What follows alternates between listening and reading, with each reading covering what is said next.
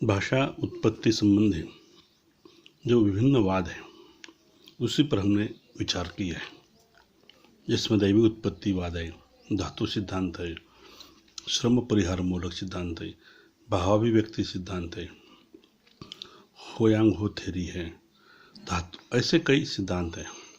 अंतिम रूप में एक समन्वित रूप सिद्धांत नाम के एक जर्मन भाषा वैज्ञानिक स्वीट ने उसे स्वीकार किया है।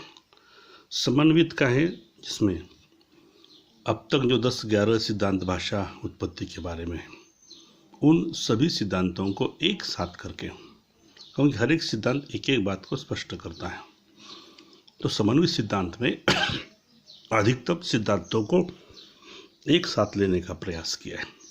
इसलिए स्वीट के मतानुसार भाषा प्रारंभिक रूप में भाव संकेत करती है, इंगित करती है, जिसमें ध्वनि समुदाय रहता है। ध्वनि शब्दों को आधार बनाकर शब्द आगे विकसित होते हैं। स्वीट के मतानुसार प्रारंभ में ये 3 प्रकार के शब्द या ध्वनि रहे हैं। वो कहता है कि उनमें से पहला जो है अनुकरणात्मक है।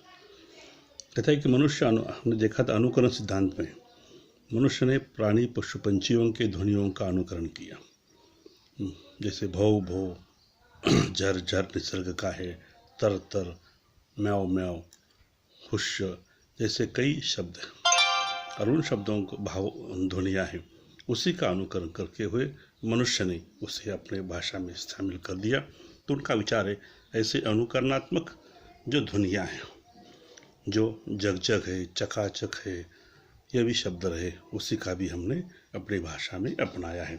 तो समन्वय सिद्धांत का पहला एक विचार है कि अनुकरणात्मक शब्दों को हमने स्वीकार किया। दूसरी उनकी विचारधारा है कि भावावेश, भावाभिव्यक्ति सिद्धांत के अनुसार, जैसे मैं कहा था कि भाव व्यक्त करने के लिए, विशिष्ट प्रसंग की मनोदशा स्पष्ट करने के लिए मनुष्य ने शब्दों की व्याख्या की है, जैसे शाबाश, वाह वाह, हुश, छी छी, थू थू, ये सभी शब्द अपनी अवस्था स्पष्ट करने, मनोदशा स्पष्ट करने के लिए होते हैं। तो समन्वय सिद्धांत की धारणा है कि ऐसे जो भावावेग से उत्पन्न जो शब्द है उससे भाषा विकसित हो गई है। तो तीसरी जो उनकी धारणा है वे कहते हैं कि प्रतीकात्मकता है। तीसरी अवस्था भाषा के रूप में कहते हैं कि मनुष्य जब प्रौढ़ बनता है, भाषा भी प्रौढ़ विकसित होती है। मनुष्य ने प्रतीकात्मक शब्द बनाए, जैसे भाव संकेत कहते हैं, जो इंगित संकेत कहते हैं। स्वीट के मतानुसार ऐसे प्रतीकात्मक शब्दों का भाषा के विकास में महत्वपूर्ण स्थान है। जैसे बच्चा माँ बाप के ओठों का अनुकरण करता है और उसी के अनुसार बोलने का प्रयास करता है। म, ब, प जैसी ओष्ठ ध्वनियों को वो देखता है और बाद में अपने उच्चारों से उसे वह व्यक्त करता है। कभी कभी हर्ष जैसे भावाभिव्यंजक शब्द भी होते, उसे भी वो अपने अनुसार स्पष्ट करता भी है।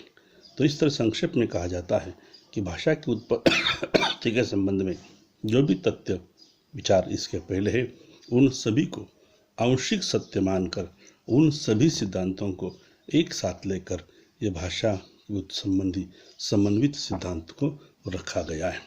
इसलिए सत्यांश भी है, अर्थात सभी सिद्धांतों को एकत्रित किया है।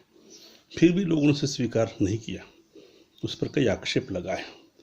स्वीट के द्वारा प्रतिपादित समन्वित सिद्धांत पर एक विस्तृत रूप है और इसलिए यह आपत्ति बनती है कि स्वीट ने अपनी ओर से कुछ नहीं कहा, बल्कि दूसरों से अन्य सिद्धांतों में जो बात थी उसे मूकमान बनकर स्वीकार किया है। इसलिए यह सिद्धांत अन्य सिद्धांतों की तरह स्वीकार्य नहीं है। दूसरा आक्षेप है कि यह सामान्य समन्वय की भाषा है, इसलिए भाषा की उत्पत्ति पर प्रश्न हल नहीं होता है, क्योंकि शेष लाखों ऐसे शब्द हैं जिसकी उत्पत्ति के बारे में कोई विचार स्पष्ट नहीं है।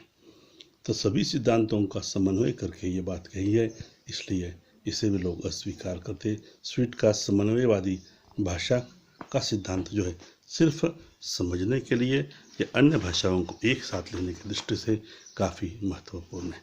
दोस्तों, इस तरह से भाषा की उत्पत्ति के बारे में जो 10-12 सिद्धांत हैं वो जो अपने अपने पक्ष में रखे गए हैं, जिस पर हमने विचार किया है। सामान्यतः अनुकरण है, समाज द्वारा है, ऐसी भाषा उत्पत्ति होती है और उसी का जनक जननी समाज और परंपरा है।